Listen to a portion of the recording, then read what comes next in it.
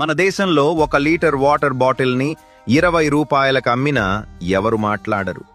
అలాగే 50 గ్రాముల ఆలుగడ్డతో చేసిన చిప్స్ ప్యాకెట్ 30 రూపాయలు పెట్టినా ఎవరూ అడగరు.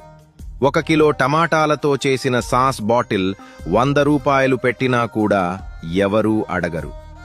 డాక్టర్స్ని ఒక్కసారి కలవడానికి 500 రూపాయల ఎంట్రీ ఫీజు పెట్టినా ఎవరూ అడగరు.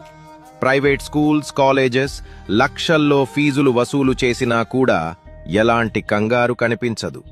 కానీ కూరగాయల రేట్లు కాస్త పెరిగితే మాత్రం వెంటనే అందరూ అరుస్తారు.